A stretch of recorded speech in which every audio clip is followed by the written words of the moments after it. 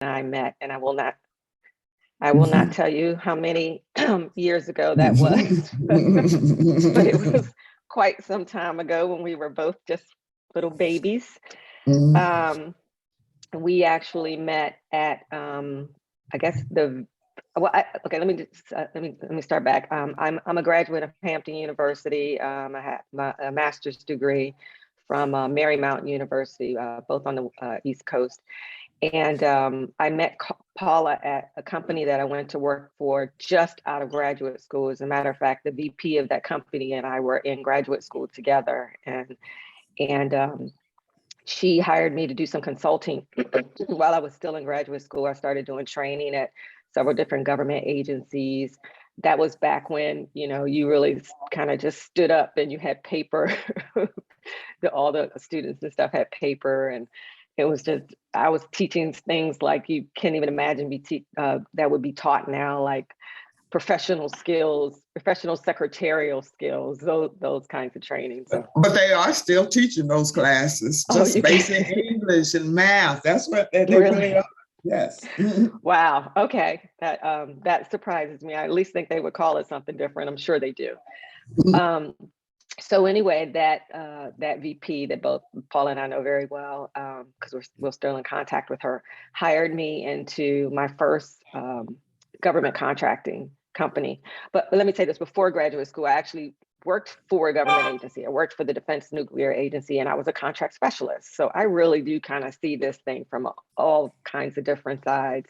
So I was a contract specialist for several years there before I went to graduate school. And then I got hired at this company, and I was a project manager.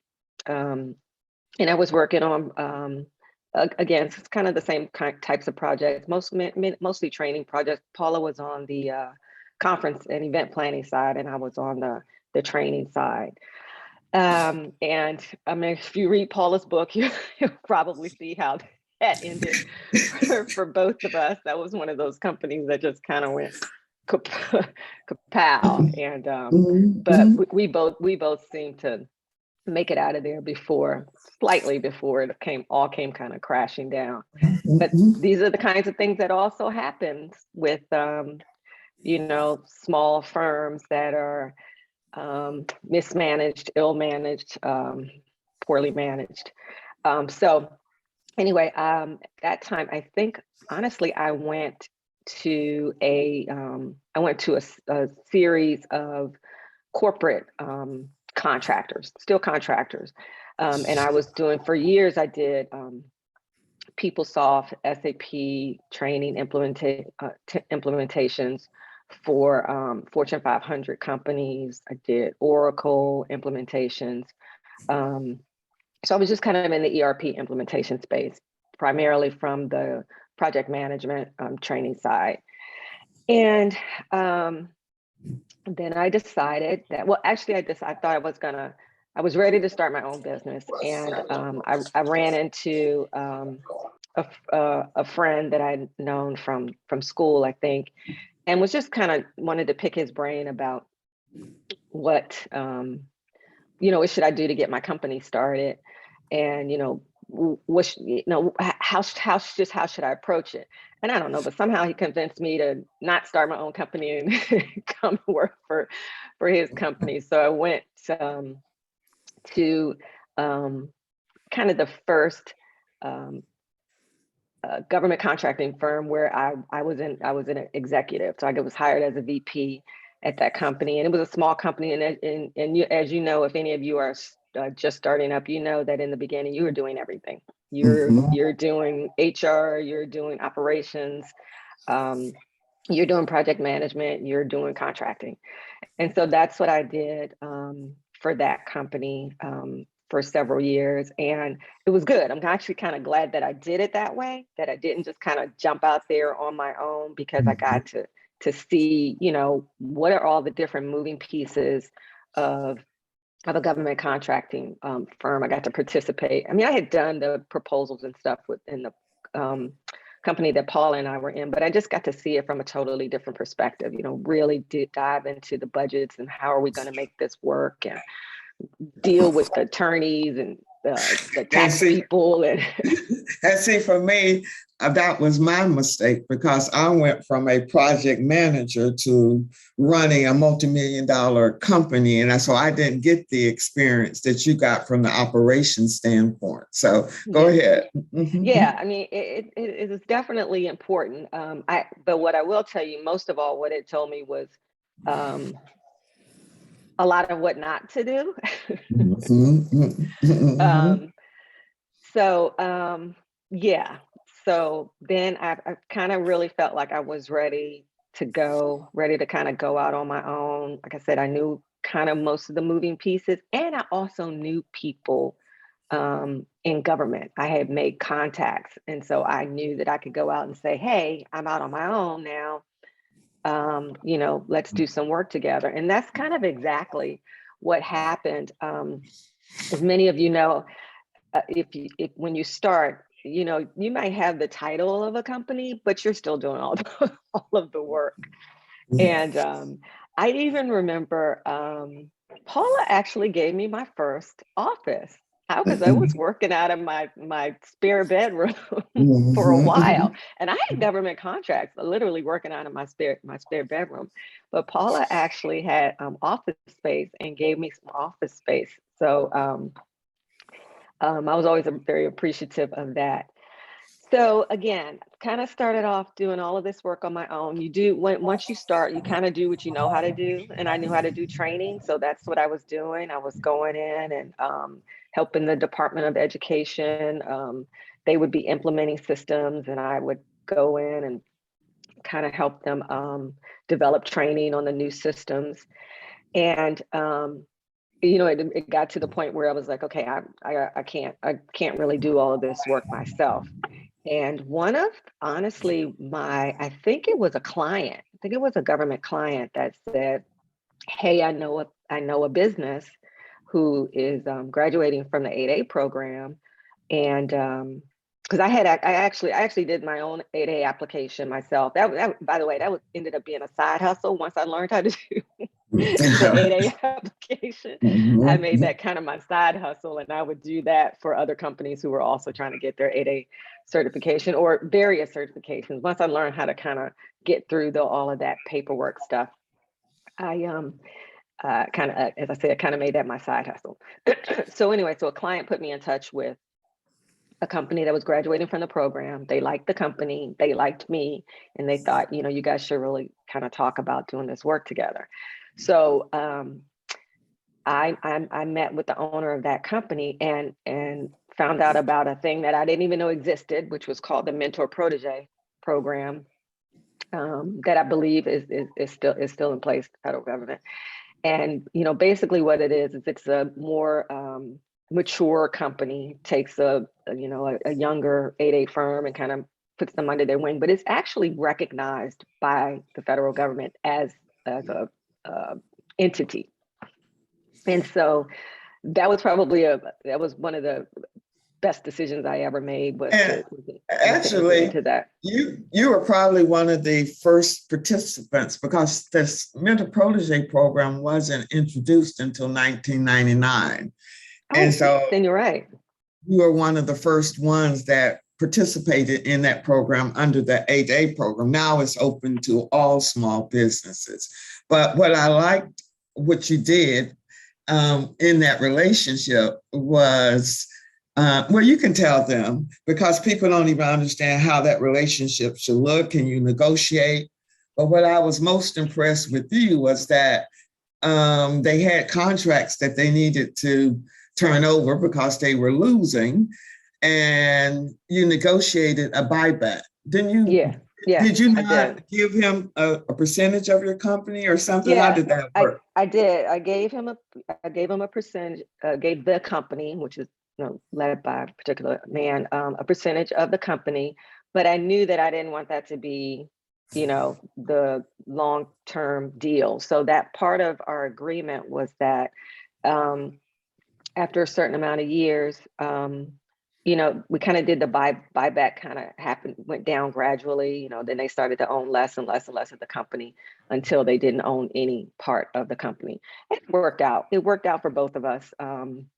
But That was what I did. Because and you're right, Paula. I don't think a lot of people did that. People, they would just give away 30% of their business in perpetuity, and I wasn't willing to do that. So so that's what I did, and I think that process might have taken place like over 7 years or something like that. That by the end of that, they were totally out of the company. So, but it was a very successful relationship. I mean, I literally went from well, I'll kind of go back to the beginning again. I can remember trying to hire my first employee, and they may be more efficient now. I don't know. I seriously doubt it. But at that time, when you started working with the government, you may be doing work for 90 days to 120 days before you actually get paid for the first time, because it really took you a minute to kind of get into their system and get into their accounting process. And so you were going to have to be able to sustain yourself and any employees that you may have. And I mean, I'll tell you, I'll just be completely transparent. I took a loan out on my loan out of my 401k, I believe, to pay for my first employee, to pay their salary until I got paid back from the government.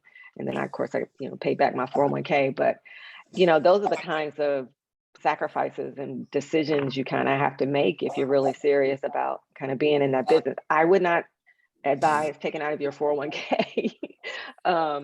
But you should think about the fact that you may need to have some cash on hand to kind of cover things until those things start to come in. And I'm currently working with a couple of factoring companies and interviewing them that may be a useful tool for some of the ones starting out and not necessarily needing that long-term relationship. But as you know, did you ever tie into factoring companies? I did. It did. And you have to, because the government they're like, yeah, we'll get to you when we get to you. I mean, they will eventually pay you, but when it's time, when you look up and you have 12 employees or 20 employees, you can't wait. So I probably had a factoring relationship with at least 2 different companies. And I don't know, Paula, do you want to kind of explain to them what factoring is? Most of them, what I call them, is check cashing stores for businesses. That's all. We know what check cashing stores are, but sometimes, especially within our community, and always having the challenge of having access to capital, most of us start our business on credit cards and family and friends. So factoring is you're able to assign that contract to that company who will lend you up to 85% of that invoice that will help you float. And for me, it's okay to start with in the beginning, but don't get hooked on it because it can be cracked. I gave away $90,000 of profit fooling with them factoring companies. So the best thing is to try to become bankable as early as possible. And were you able to eventually get a line of credit with the bank? Yes. Does somebody have a question? Yes. Someone had a question? No, I think they came off mute. Okay. Yes, you're right. But eventually I was able to get a line of credit. And I would say if you are going to use them in the beginning, do some research. And that way, when you're building your budget, if you can kind of build those factoring costs in there, you should consider doing so, because otherwise, it's like Paula said, you're just giving away your profits. But again, it is helpful. It's like what's the credit card? It's like the secure credit card you get before you can get a regular credit card. So with your mentor protege, when you got into that relationship, was that the juice that took you? Where were your sales before the relationship, and then when you got in the relationship, and was that what put your business to the next level? Oh yeah. I probably had about a half a million in sales before that. Mhm. And after we got into, because after I got that first contract, it was a multi-million-dollar contract. So yeah, you really do go from like here to here very quickly. But it was really helpful because in this case, because it really was a company who kind of knew this space and knew this business, so they kind of helped me with infrastructure and just putting kind of processes and stuff in place. And that was really my thing. I was a process person. I could do that, so I was able to kind of really take in what they said and said, okay, well, this is how you do it, but I think I'm going to do it slightly differently. But they gave me the shell for how things should be done, and I was able to kind of mold it to how I wanted the culture of my company to be. But they also, they have relationships not just with government folks, but with support firms and that kind of stuff, consultants that I was able to leverage, and that was very helpful. I think I want to say I even hired some of their employees. They Mhm. became my employees. So yeah, it was a good relationship. And as a matter of fact, we continued to do business together even after even after the buyout when we were two separate companies. Mhm. So it was a very helpful. And again, I would say, just because somebody comes to you and says, I can be your mentor, doesn't mean that they can be your mentor. And that's what I did. And it Mhm. just happened to work out for me. But you have to, I would interview several people. I wouldn't just take, the first one. It's an important decision. You have to make sure they know what they're doing. If you feel like they can't answer the questions that you already have the answers to, then that's not the mentor for you. You want a mentor who's saying stuff that's like blowing your mind. You like, wow, I never even thought about that. So Mhm. yeah, that would be the approach that I would take. So, were most of your contracts that you won, were they tied with him, or were you able to have some as on your own outside of that relationship? Both. In the beginning, I probably have to say that most of them were tied to them. I mean, I had my little things that I was doing before our relationship, and I was able to go into those relationships and say, "Hey, look, now I have this relationship with this business, and so that other work that you didn't think I was big enough to do, or had the capacity to do, well, now I do." So I was able to show them work that they didn't know was available. And certainly they were able to expose me to work that I didn't know was available. And then as time goes on, you hear about other things, and you're able to say, look, this is happening. And sometimes we would just use them for, okay, we're going to get this contract, because when we started doing conference and event planning and grants management work, and we, of course, we were still doing training. And so for some of the bigger conference and event thing projects, we were able to say, okay, we need you to just do the IT portion of this. We need you to just help us kind of do the intake. um, and so they started to get a smaller and smaller piece. That's kind of how it should work. I mean, Exactly. they should not be, continuing to take the lion's share of the Yes. work of the contracts that you're getting. Yes, Yeah. and I agree. And that's why I tell people it's dating. You have to date people, understand, make sure you have the same value systems, and the same drive. So, again, you have so much. At your peak, how many employees did you have? 50. We weren't a huge company. We had 50 employees, but we, again, if you know anything about that type of work, conference and event planning, is very kind of seasonal. So we had 50 employees, but we may have 120 employees on the payroll because of the season that we were going through. And I'm sorry, that's more applicable to grants management.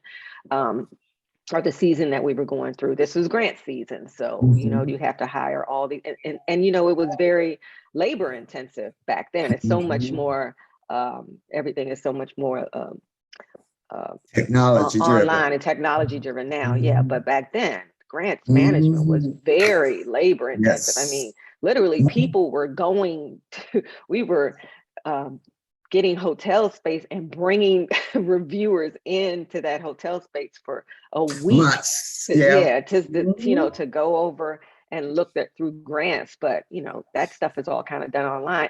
And one of the things that actually happened was, when I had my business, that was one of the things we did was we built a online grants management system.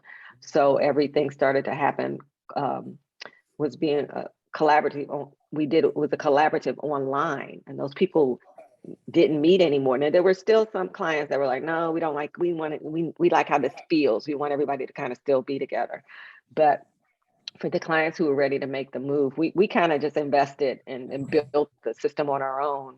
And then we kind of had to sell it. And Mhm. but we had clients that said, yes, if you build it, like if you build it, they will come. And so and that's what happened. And so I would surmise that that is probably the only way that it's done now. For those of you who don't know, I'm no longer in government contracting. That's why I keep saying I'm sure that's not how it's done now. I moved on to philanthropy, so it's totally different space. But Um, but I think going through those companies and those types of contracts, and that's what I'll tell a lot of my businesses.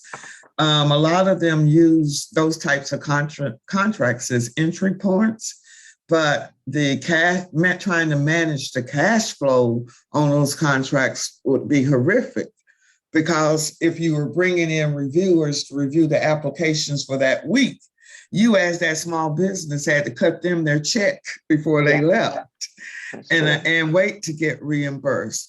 And so what I saw was that a lot of the companies that I'd gone through, they used that as an entry point to get more business and start looking at more labor-based contracts where I didn't have to worry about hotels or reimbursements. Hmm. And was that the trend that you were heading?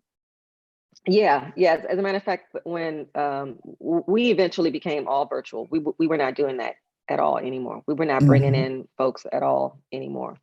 Um, and if it was if it was a contract where they still wanted you to do that, we didn't even go after it. We just were like, nope, this is a system that we use. It's working. And if they didn't want to use that system, then we'd move on to the next client that wanted to use it, because yeah, that was a lot of work. It was just too much. And yeah. So, So did you have your systems in place before you had your employees? And because you went from just you to now almost 50 people. So, how were you able to um, manage that growth in a short well, period of time? well, Mhm. it was more gradual than that. I would say, because I'm a very process driven person. So I would Mhm. say by the time we had 15 employees, we had the same processes in place that we would use for 50 employees. I was already thinking, you got what are we going to do about HR? How are we going to manage that? What are we going to do about um, onboarding? I was always that kind of person. I mean, I have my master's degree in human resource development, so that was always in my head. Like, how are these things supposed to Mhm. happen? So, like I said, by the time we had 15 employees, we had the same processes in place. Mhm. Um, So um, do you recommend that people spend that time before? Because what I found in the companies that I was going through is that they were Doing getting it the on the fly. contracts, but you didn't have the infrastructure to support, because the company that you and I worked with, if you recall, my very first paycheck bounced. And it felt like we were My always last paycheck at that company bounced. Not my first one, but my last. so they definitely taught us a lot of things of what not to do, and understanding the lessons. So, what would be some of the lessons you would share with our audience as it relates to getting in this space. What was the biggest challenge you found in managing the business?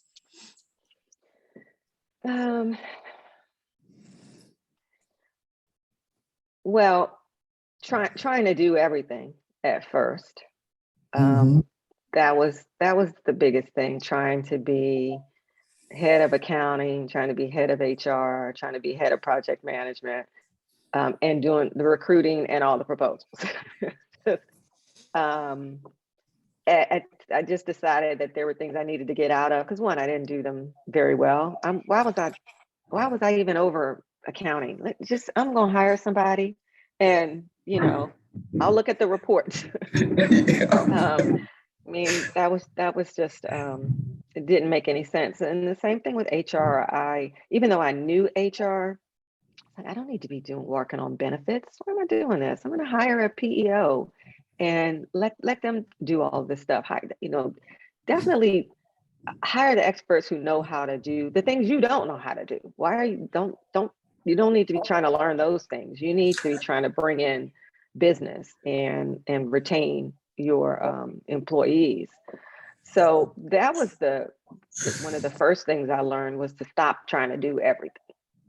But for me, I think as the CEO, I needed to have a sense of some of them, because for at least some of the systems, I didn't know accounting, but I was having to get rid of so many different accountings where I had to really begin to understand, so that I know who I would need to hire. So I do think you need to have some understanding of what you're buying. You don't agree with Right. that, or you agree? But that's my point. My point was, I was doing it Mm-hmm. before, Mm-hmm. and I didn't need to do it. I realized, this is something that you can have somebody else do. Mm-hmm. You don't have to do everything. Not You're physically do it, but you have an right. Physically understanding of do what they everything. need to do. Yes. Okay. Right, Yeah. right. That's correct. That's correct. You need to be able to take all the different pieces and make sure that those pieces are working together. So I mean, I needed to be focused on, at that time, more on are the projects meeting the requirements, and how are we going to get more contracts, and who am I going to bring in to do this? That, to me, that was supposed to be my focus. And so all of the other things I had to eventually let go and just kind of look at from like up here, and instead of down here. And even got to a point where I had to be less involved in the actual project work also, because while I was still there, because again, back then, things were so paper deliverable intense. You remember those weekends when you had to you had a deliverable on Monday, and you spent the entire weekend actually putting together the deliverables. I mean, it just sounds insane now when you think about it, because nobody's doing that. I mean, everything is like electronic. But yeah, and I was there, and I was probably still there for that piece, that overseeing and making sure that things were getting out the door. But all the day-to-day, sitting in every project meeting, every client meeting, I didn't need to do that. So I had to extricate myself from that piece, because if you're so involved in that, you're not thinking about the next project, and you need to kind of always be thinking about the next contract. And so so those are kind of some of the lessons that I learned, just to let some of that go, and to hire people who know what they're doing. And if I wasn't hiring people that said, "Hey, Dana, I think we should probably be doing this way, because this is what's happening as we're doing it this way. This is where this piece is breaking down in this process." If I didn't have managers who were telling me that ways to do things better, I feel like I didn't have the right manager. You should be telling. You should always be. I mean, not trying to crush the process that we have, but I felt like it was important to always have managers who were looking for ways to to make things better, to improve the process. Because again, I'm kind of a process person, so I was always, I mean, I'd have meetings with managers and just say, hey, where the piece is broken. What do we need to be doing? How can we fix it? Not even if I didn't know something was broken, just tell me where the piece is broken. And doesn't mean I went with everything everybody said, but I certainly wanted to hear it. And meaning that people will tell you all the time, you know, the really smart CEO will hire people smarter than them. So let's talk about being a Black female in that role and being the owner of the business. And did you find any challenges being a Black female in trying to market the government and getting the respect from your employees?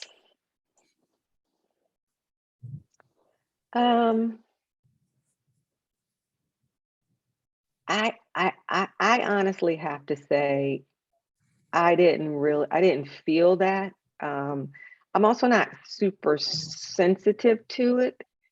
There may have been microaggressions that I just kind of didn't even notice. I felt more microaggressions when I was on my first job in the federal government. I worked with the Defense Nuclear Agency, and there were a bunch of military guys. I felt it more then than I did when I. Also, I think the kind of work that we did was at that time was very tended to draw women into the position. So there were always more women in the company anyway. And then even a lot of our clients were also women. And a lot of them were Black women. So I can't say that I felt that much of that. And I also felt like that the guy that I was working with in my mentor protege relationship respected me. And so I just, that's just a knock on wood. I just kind of was lucky. I'm not moving forward.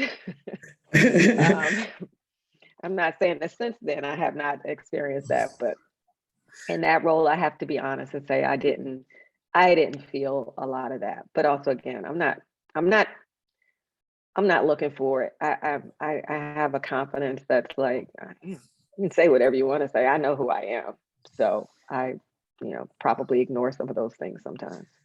And I think for me, I took a different pathway because I knew my client base was predominantly Black females, and I thought if I sent some Black males in there, that would get me contracts, and it pretty much did. We dressed them up, put some cologne on, and we were getting contracts left and right. But for me, I do think there was some sexism in there now that I look at it now, but I didn't look at it from that perspective. And I think at my peak, as I said, I had almost 40 employees. I don't think I was getting the respect from even the employees because of me being a Black female. Had I been in a different race or male, it would have things they were approaching, they wouldn't approach anyone else. So you didn't have those kind of experiences or challenges? No, I don't think so. But it's interesting that you mentioned about sending the black men in there. What's funny is that, and I don't know, I'm not sure I would have thought about this before. That's what I did, but only because that's who was selling. I didn't, when I was looking for salespeople, there were no women coming to me applying for jobs. That's who was selling anyway. So you're right. Maybe it just worked, and I didn't even know that that's what was happening. So it's just funny to hear you say that, because we actually, you and I shared a salesperson too at one time. So definitely made me think about that. So no, I don't. If they didn't respect me, I don't think I knew. Okay. Or you was like, whatever. I'm in charge. I got the power. That was me. You can do whatever you want to do. I still have the power. I'm majority owned. Yeah, Like, well, and I you, didn't, I was 100% owner, so I wasn't, we have ours is a little, our story is different because you had other owners to deal with, and I didn't. I mean, so I guess folks knew I was a HBIC. I mean, it was it wasn't a question of who else. I mean, even when I hired, I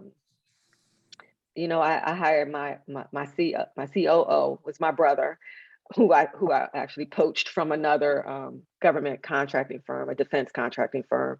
And I was like, no, I'm not giving you part of this business. I will pay you, but mm, no, I just didn't. I mean, in retrospect, would I have made the same decisions? I don't know, but at that time, I did not. I just knew. I had just gotten one person out of my pocket, so I just wasn't ready to do that again. So. I've got two questions here. What was the timeline from finding the first contract to placing the bid to winning the contract? Well, if I think about like when it was just me, I mean, it was literally kind of going and having lunch with somebody, um, a, um, a client that I had worked with in my previous company, and them saying, "Oh, okay, we'll have you do that," and that was probably like $80,000, so it didn't take very Yeah, I think I long. I gave mean, you a contract, a subcontract on one of my contracts yeah, I with think you Laverne did. Green. Laverne Green. Yeah. So Mhm. again, I had some rough times, but those weren't the issues. Um, my issues were more in the wind down. The getting up to that point was, things kind of came. Like I said, I really leveraged relationships with got the contract with Paula, and then like I said, just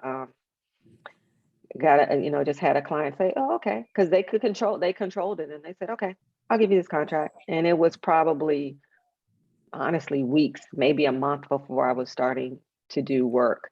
Now, the bigger contracts always take some time. Even the first one, um, I would probably say it was probably because we had to one, you got to write the proposal, you got to go through that entire process. It was probably 6, 7 months before the first uh, more $1 million contract came. Yeah, But because the but government. yeah, the government has a has a process. Yeah, and it's hurry up, get it in, and then you sit back and wait, and you don't hear anything. That's the government side, but And that's really why you need to kind of always be working, because you need them to kind of the contracts to be happening, like, because this one's going to happen, and as soon as that one happens, you should have already started on the one that needs to come behind that one.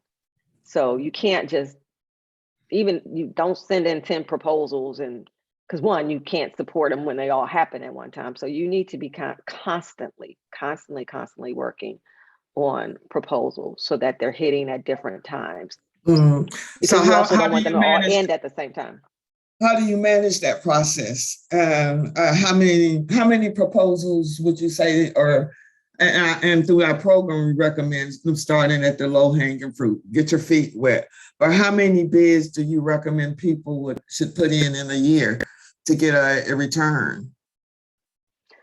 Well, I wanted that obviously depends on the business, what kind of work you're doing, and the capacity that you have to, one, do the proposals, and the capacity that you have to support the proposals. Because again, you don't want to do 3 or 4 proposals all at the same time. You get 3 of them. Now, how are you gonna now who's gonna do this work? Um, so I mean, I wouldn't pick a number. I don't know that there's a number. I would say you could look at should always be looking at, if I got these types of employees doing this kind of work, and I know that in this contract ends in 13 months, we may or may not get that contract again. then you should be working on getting a proposal so that when that contract ends, you got people you can roll over. Even if you have to take, even if you continue to get that next contract, you can take half of that experienced staff, put them on the new contract, and then you can kind of backfill because you already got half the staff left who can do the work. So you just kind of have to be strategic about it. You have to kind of look at all of your stuff at the same time and think, now what do we need to do? This contract is going to end at this time. And then you kind of start to fill in other contracts into those spaces, other opportunities into those spaces. But you kind of need to look at it all at once and say, what does our landscape look like? Yeah, you have to map it out. You have to map it out based on, again, it's not just going after all of them. It's understanding which ones you're going to have a higher chance of winning, and then mapping it out that way. The other question that I have would be, you said you had your brother as your CEO. And so I was, after the experiences that I went through in hiring friends and families and having to release friends and family, what was your recommendations on those types of relationships? Because that is a different dynamic if you have a family member as you're growing that organization, that's part of the organization, that may be looked at differently. Yeah, I could see where that would be of concern for folks. But my brother, who was one of the smartest people I know, and interestingly enough, my older brother, not my younger brother, my oldest brother. So he was 10 years older than me. So that was interesting in my approach. But it's funny, I went and had lunch with him. I did not ask him over Thanksgiving dinner. I went and had lunch. And then I set up meetings where we talked about it because he was, like I said, he was a VP at that time for a defense contractor. And I knew he knew what he was doing. And I thought, I could have interviewed people, but I have this person here, and I offered him way more money than he was making before. It was a smaller company, less headaches, I guess, if you will. He had autonomy.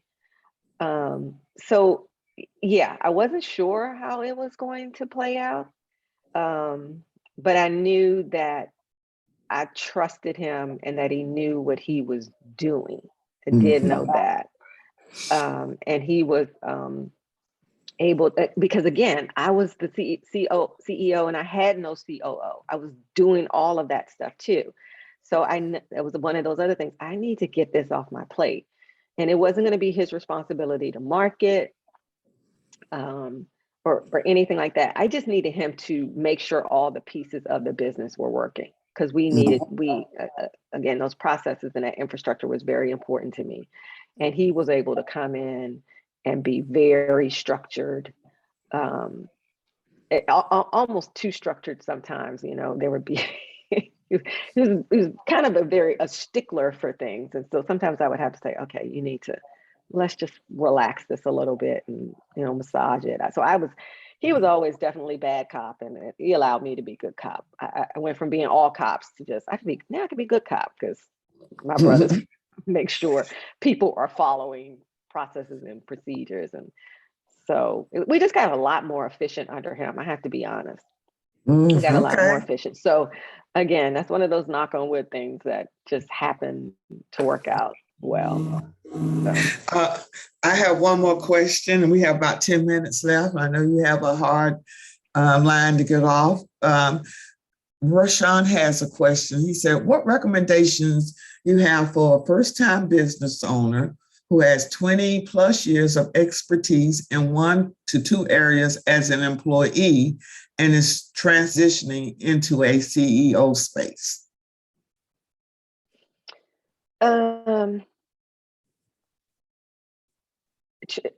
guess the transitioning because you already have the work or you're trying to get the work. That's Rashawn, you can unmute yourself and ask, yeah. please. Rashawn, let me see where you can unmute yourself and ask the question. Ask to unmute. There you Thank go. you. I'm sorry, I was struggling to find that unmute button. Okay, that's okay. So basically what I'm asking is that, I have all this experience in the administration, payroll, human resources field, and I've been an employee for quite some time, but I'm looking to move into my own business as a federal contractor. And so just kind of getting out of that working for someone else into working for myself. And now hearing you speak, talking of the different employees that you have to hire and all of the different hats that you are wearing or had to wear in the beginning, like how do you even get that start? Like where's your starting point to transition from that space? Like, does it Well, need to be a list? You chart out your territory? Like, I'm kind of lost in that area. well, it's probably more of a question for Paula because I tell you, I didn't go from just being an employee doing that work to a CEO. I really did. I had that, remember I told you I worked for that company where I was a VP of operations. If I didn't mention that part, I was VP of operations for that company. And it was a small company. So of course I was doing HR and everything also. But so that was my transition. That was my transition. I was able to see the work from this level, not just from not just up. I was able to see the work from this level as well. I was able to see it from all levels, to be honest. And so I did do. I actually did a business plan. Now, whether I went back and looked at it all the time, I'm not so sure. But it made me think about how I wanted to do the work. It made me go through the process of what do I need to do first? What are going to be all of the moving pieces that I need to address? If I get this for, how am I going to market? Who am I going to market to? What do I know? How can I use the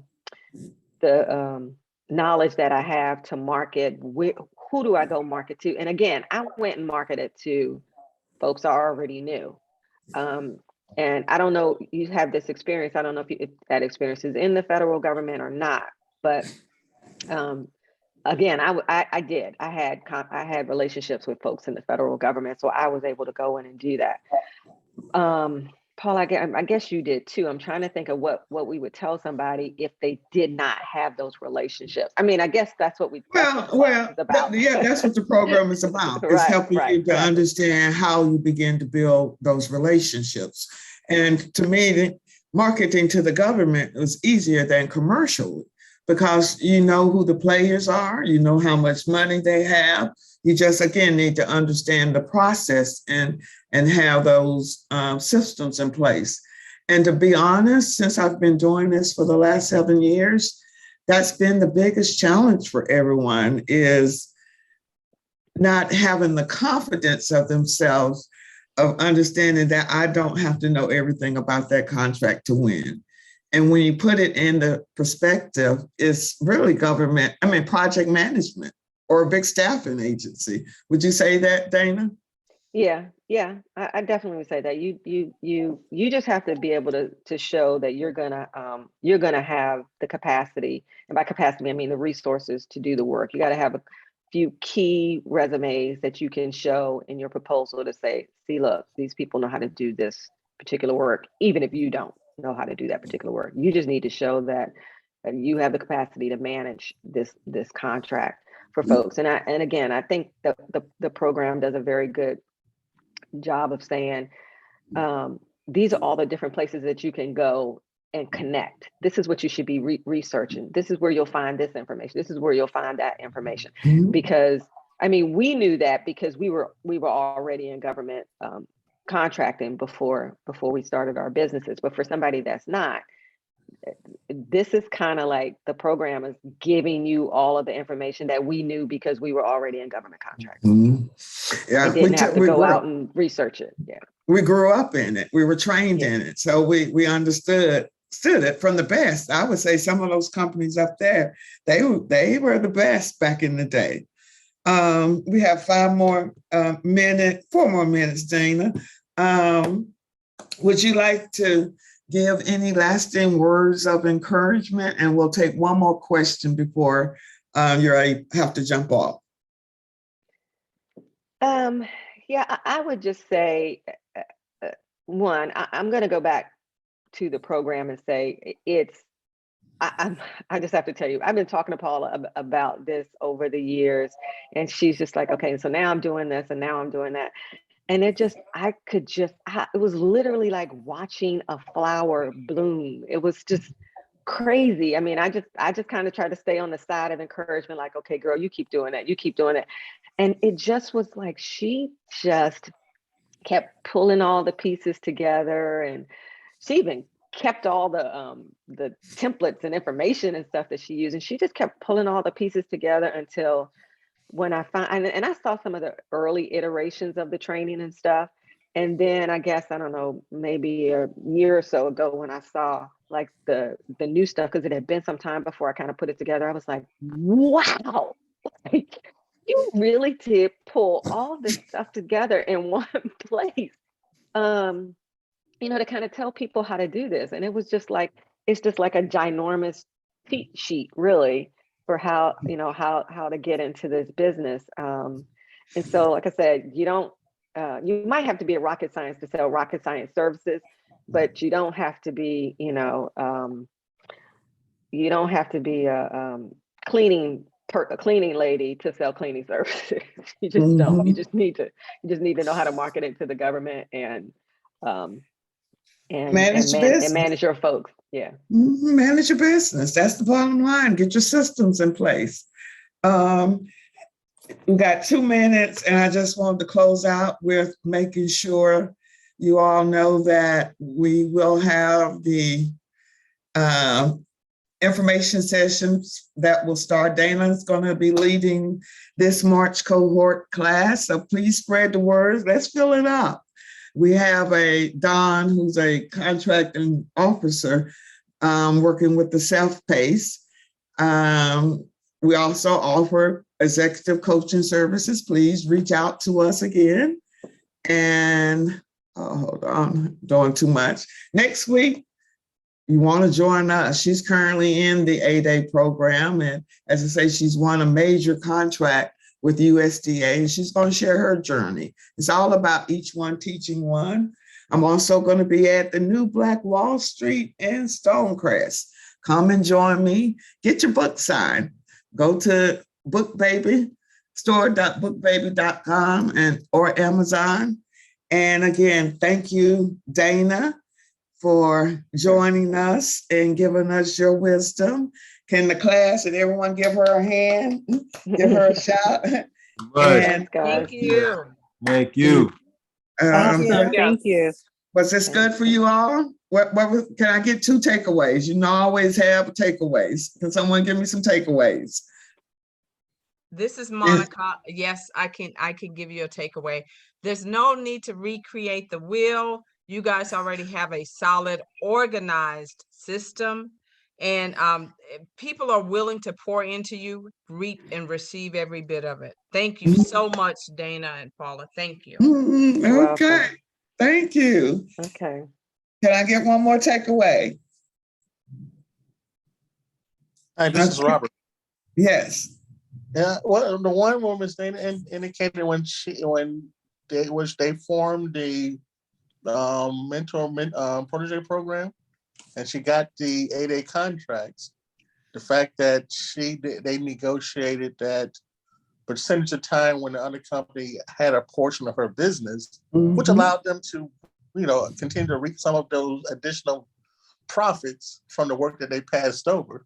And that was a great strategy. Yes, it was.